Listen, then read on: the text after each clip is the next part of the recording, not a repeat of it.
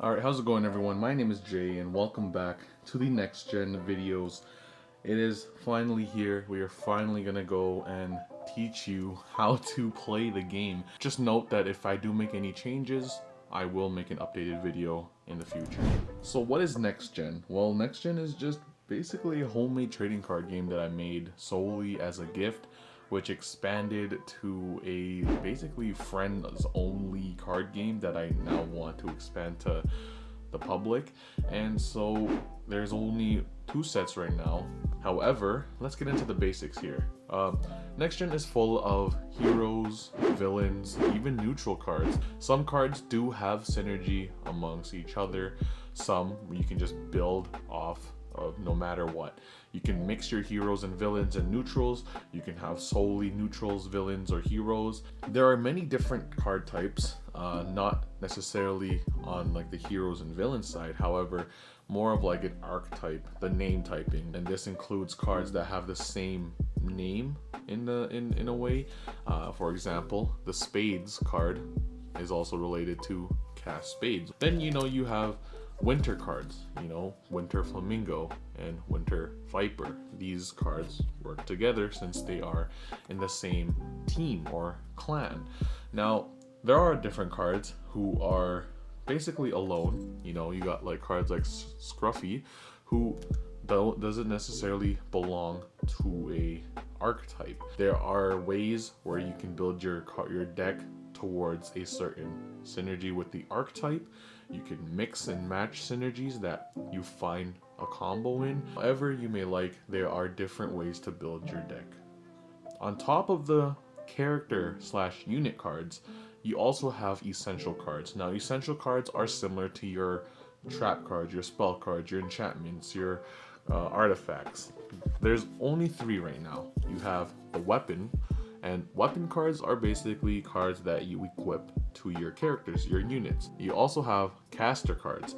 Caster cards are your spell type cards that you can play during your own turn. Then you got your prompt cards, which are basically similar to hand traps, trap cards, instant cards, cards that make you play anytime you want. You can play during your opponent's turn, during the battle turn, or during your own turn. But they allow you to play it anytime you want to kind of give a surprise advantage.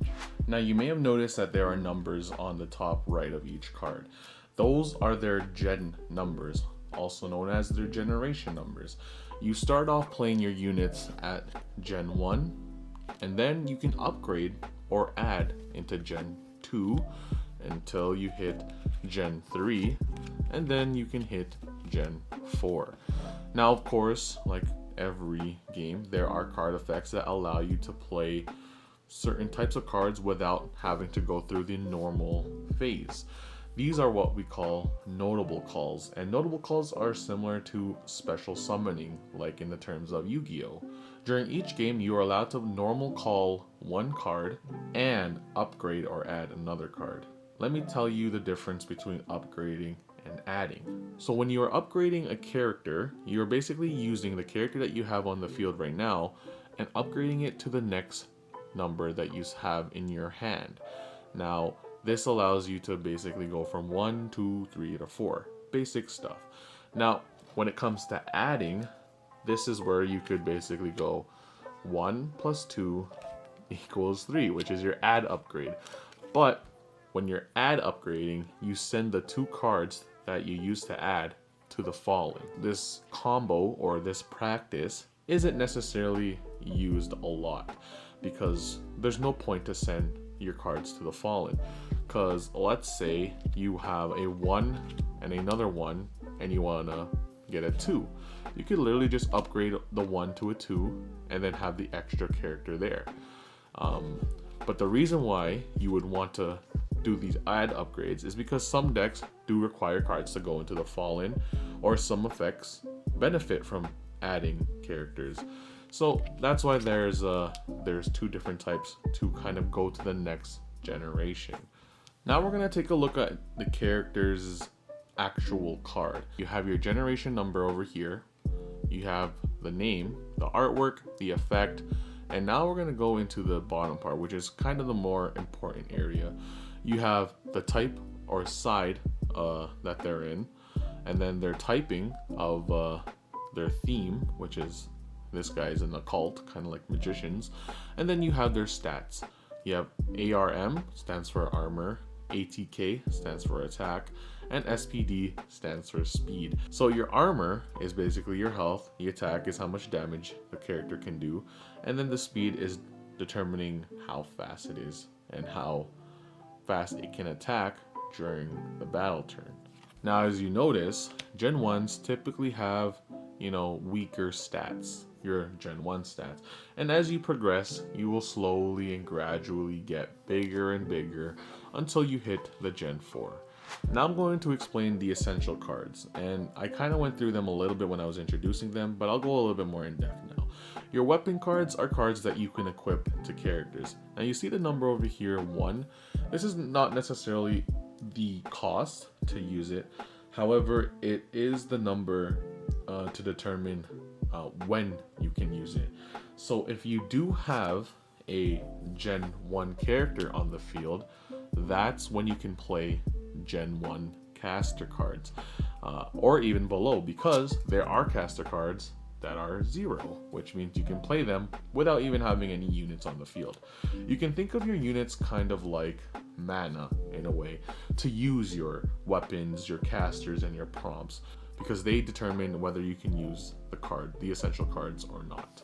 So with that knowledge, Gen 1 or higher characters can be equipped with a wrap blade. It must be equal to or greater in order to use the card. If this were to be a Gen 2 card, then Spadecaster Sammy would not be able to use the weapon, as it is a little too weak and not in the right generation to use the card. Your caster cards, also the same thing. You need a Gen 1 character on the field in order to use it. There are instances where there are 0 costs, like I mentioned before, where you can just play it right away. The ones that have 1, 2, 3, or 4, same thing applies with the weapon. You need to have that character on the field in order to use it. And now prompt cards, same thing. These are your hand traps. These are basically cards that surprise your opponents in a way. So here are some key things that you should also keep in mind when playing the game. When the effects are used, they must be resolved on the battlefield. They cannot be targeted or used in your hand or in the grave unless it is specified in their own effects. For example, this card states, you casted 5 caster cards in 1 turn. You can notable call this card to your side of the field from your hand, fallen, or banish area, which means you can also use its effect from your hand, from your fallen, or in the banish. If it did not have that, then the only way to play it is whatever it says on the effect, or by adding or upgrading the card. Also, a key thing to note is that when you're finished searching through your deck, you must shuffle your deck afterwards, regardless of what the effect says. This is just to prevent people looking through their deck with effects that don't typically say shuffle your deck afterwards. So now that you know the basics of the cards, let's get into playing the actual game. So when you're building a deck, you kind of want to have 40 to 60 cards, similar to Yu-Gi-Oh! A lot of people like to work around 40 to 50 just because it allows them to get to their cards faster. You can only have 3 copies of each card, determined on the ban list or not, if your cards are banned, limited, or semi-limited. They used to be 4, however 4 was a little unbalanced. So when you're starting the game, we're going to draw 6 cards. For the sake of this video, I'm going to just place my hand on the field, or just on the floor, to showcase what exactly is going on. So there are my 6 cards. Now at the beginning of the turn, if you don't like any of the cards that you drew, you can mulligan up to 5 cards. So mulligan means that you can take the cards that you are mulliganing and put it back into your deck. You shuffle your deck afterwards, and then you draw the same amount of cards that you mulligan. So for the sake of this video, I will mulligan 5 cards. I will put it into my deck, shuffle it up. You definitely also want to shuffle your deck properly. This is just to make the video a little bit faster. And then, like always, you draw your 5 cards that you mulliganed. Alright, So you see your hand here, and it's looking pretty big. You know, you don't have that many combos going on. However, in your typical deck, you kind of want to balance the ones, the twos, the threes, and the fours. You don't want to be locked into having a little bit of ones where you can't really draw the one card early game, which means you'll be grade locked for however long. Also, you don't want to fill your deck with too many ones because you don't want to be weak. You want to balance it in a way that allows you to kind of play the cards and flow correctly depending on how your deck synergizes. So this is the field, okay? You have your hand here, which is going to be in your hand. You have the battlefield, the battle area, the fallen, and then the banish, or also known as the forbidden zone. Now, typically when you have your hand, you kind of want to have a hand that balances the flow of the game. You want to have cards that you can bring out. You can have cards that basically cancels your opponents, cards that defend yourself. But typically you want to have a balanced hand. So aside from that, this is your hand. You have your 6 cards, and you have to determine who goes first. So you can roll a die, rock, paper, scissors, just any way to determine who goes first. Now, let's just say you go first. At the beginning of each of your turn, you must draw a card. So this is my extra card. This now is my 7 cards in my hand. You can have a max of 8 cards, and if you go over 8 cards by the end of your turn, then you must burn a card. Now, here's the difference between burn and banish. Banish just means that it's removed from play and it's not necessarily in the fallen, which means it can't really be targeted as often. It's just another zone. But burn means that you cannot touch that card until you guys start a new game, which means you have to try and play the cards that you have in your hand and not hoard it. Of course, there will be cards that will kind of increase your hand limit size or even decrease, so make sure you try to work around that. So before you play that character, let me explain the different phases during your turn. You have the draw phase, which you just did, where you drew the card for your turn. Then you have the planning phase, which is everything you do. That's where you can play a card, you can upgrade, you can use your prompts, your essential cards, whatever. That's where you start planning your units, your essentials, your plan of action. Now, after planning, there is the end phase, which it just means that you're declaring that this is your end phase and your end turn, and you're gonna pass it on. It doesn't really mean that you're doing more. It's just to say for cards that trigger during the end phase of your opponents, which is not that many cards right now. So once you did your turn, you pass it over to your opponents, and they will go through their draw phase, they will go through their planning phase, then their end phase, and then they'll pass the turn. But you'll be wondering, okay, when do we fight now? Well, now is the time you fight, because after you guys do your turns, there is the battle phase. And the battle phase is where you determine which cards will fight. So let's play this card, for example. If your opponent plays a Winter J Rabbit and you play the Spadecaster Sammy. So during the battle phase or battle turn, each opponent must declare the characters that they are bringing up to the field, and to determine, not having like advantages where someone brings one up and then the other person has time to think of, you guys have to acknowledge that in 3, 2, 1 that you have to bring up the cards you want. If your opponent does hesitate to bring a card up, it is up to you whether or not you want to let them bring it or not. This is just so that way you can avoid kind of having your opponent have an advantage over you, where they take their time bringing up the cards and then they immediately hesitate. It's entirely up to you, but in 3, 2, 1 you guys have to decide immediately the cards you want. So once you've done that, this is where things are a little bit more complex. Now, let's just, for the sake of this, we're going to focus more into the battle area. So the difference between the battlefield and the battle area is that the battlefield is where your planning phase happens, or where you place the cards during your planning phase. The battle area is where all the battles happen. So let's just say, for the sake of this turn, that you and your opponent decide to bring these 2 characters up during the battle area. So 3, 2, 1, you guys bring them up, and you guys are now entering the battle turn. So you look at here and you see that there are the speed tickers, and this is why speed is important now, because this determines who gets to attack first. This means that this character has the highest speed because 3 is greater than 2, right? So they can either choose to attack your face, the character, or they can choose to just leave it and leave it for a block instead. However, if they do pass, then they can't use that character to attack anymore. So let's just say your opponent has this character, right? And he has this character, and since this has 8 speed, it can go first, right? But your opponent says, nope, I'm going to use him to block. The next person with the highest speed gets to use their action, and this means that this card cannot attack anymore, but it can still block. But for this situation, this character, it's best to just attack, because, you know, it doesn't matter if he's going to go to the face or attack the character.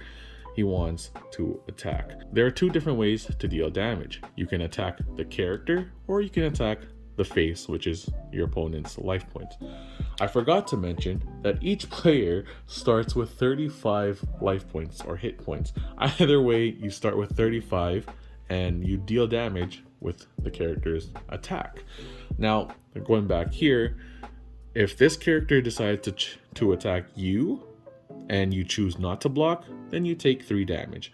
Now, if this character chooses to attack you and you want to block, then you can use your character here to block the attack. And pretty much he has 3 attack, takes him out. Now, let's say he had 1 attack and you had 3 armor and you choose to block. Then the 1 damage would only be used here, and he would only have, and since he has 3 armor, he would take 1 damage, meaning that he would have 2 armor left. And after he has attacked, you kind of rest him like this. You put him sideways, meaning that he has finished his action, and now it goes on to the next person with the next speed. And you have the next highest speed. However, you already blocked, which means he cannot attack anymore. And that also means, you know, he has 1 damage on him. But when the battle turn is over, the damages are gone and resetted, and everything's back to normal. Also, one thing that I forgot to mention is that when you're blocking your life points and your opponent has a really high attack character and you use a character with, like, let's say 3 armor, even though that the 3 armor is less than the attack that's coming towards your life points, that character will block for all the damage. However, it is still sent to the fallen. But that's just one thing to keep in mind, just so that way, you know, you're not always trying to add up to equal the damage that's going towards your life points. This only applies when it's going towards the life points and not necessarily for other characters unless specified in their effects. So that's one situation. So that situation includes your opponent attacking you and you using the character to sort of block that damage. Now, let's say he wants to attack your character. Their attack, which he has 3 attack, attacks the armor of your character. However, if 2 characters are fighting, then this character can also attack their armor, which means if they have equal to or greater than the armor of your character, they can knock it out, KO it, and then send it to the fallen. But your character can also have a chance of dealing damage to the attacking character, which means that since he had dealt 30 damage to your armor, and he's fighting you, the character, then you also deal 2 damage, your attack, to their armor, which means he has 1 armor and you both go to the fallen and both get KO'd. So now we're going to go more into stacks. Now, stacks are basically stacking your blocks or stacking your attacks. So let's say your opponent has a character that has super high armor. So this character over here, Quick Charge, has 9 armor. And you're like, damn, none of my characters have 9 or more attack. This is where stack attacks are useful, because you can declare a stack attack. Let's just say he chose not to attack, so meaning that he passes on, and the next person with the highest speed, which is Gripjaw the Twin Hero, has 5 speed. can declare the attack. Since he has 7 attack, he's 2 off from his armor right now, which means he needs 2 or more attack. And this is where you can bring in another character. So you just stack the character's attack onto their armor. Now here, the character's attack doesn't attack this character's armor, however it KOs this one. But either way, no matter what, any card that you use to stack attack is sent to the Fallen afterwards. So if this battle resolved and you took out this card, then the card that you used to stack the attack with on your main character is sent to the Fallen. And then this character is also KO'd. You can also stack block. So let's say this character is dealing 10 damage to your grip jaw, and you're like, damn, that's a lot of damage. So you have 6 armor and you kind of need 4 more. You're gonna stack block. I'm gonna take this, that's 3 plus 6, that's 9. That's not enough, so I'm going to take more, plus 1 more armor, that's 10. That's still not enough. I'm gonna add 1 more just for the sake of this, and then you add another 2, that's 12. That's enough to save the attack. However, he still takes the 7 damage, but you also lose these 3 as they all were used to stack, and now they're sent to the Fallen. So basically any cards that you use to stack are sent to the Fallen afterwards, once the action has been resolved. And like mentioned, after the stack block that you used with these 3 characters, this character can still attack. The stats don't add up. The 7 deals 7 to the 9 armor, which means he takes 2 down. He's down to 2, so you can just put a counter that he's at 2 now, and he's still alive, and he still has his actions, as you haven't really used it to block. You just used your other characters to block. You kind of want to play your stacks strategically. You don't want to overdo it, because if your opponent does have other cards on the field like these ones, then it doesn't really make sense to kind of use all your characters to block 1 attack. However, if you do have a plan, you can work around it and just go on with that. But that's just some useful tips over there. Now we're gonna go into chain reactions. Now these chain reactions is gonna be a little more confusing in a way, maybe not, we'll see. So let's say I use my 7 attack on this person's 3 armor, right? This person can use this character to add 9, so now it's at 12 armor, right? And I can't get through it now, but I can chain stack, and basically that means I need to get 12 or higher to beat through this combined armor, which means I'm going to have to add more attack, add 2, that's 9, plus 3, that's 12, and that's enough to get over their 12 armor. And pretty much your opponent can react to that as well, which means they can add 1 more armor, and they can be like, yep, you need 13, 12 is not enough. And then you can do the same thing and respond with, okay, I'll add 2 more attack, and pretty much you guys are chain reaction your whole battle here. This rarely happens just because no one really likes to waste their units when blocking or stack blocking or stack attacking.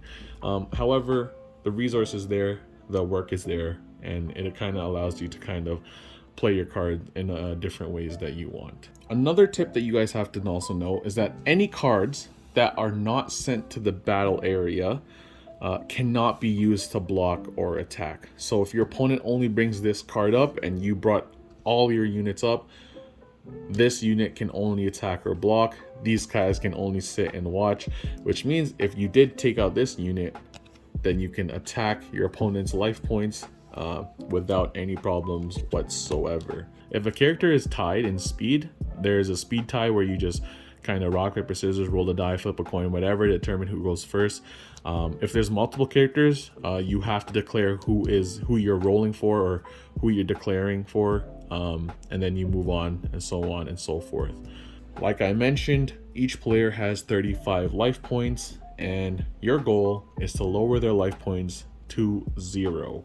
I know in Yu-Gi-Oh you have to take out the monsters in order to attack your opponent's life points. In here you don't have to. This is why there's blocking, where you can block certain attacks. Once the battle turn is done, any damage done to any characters is removed.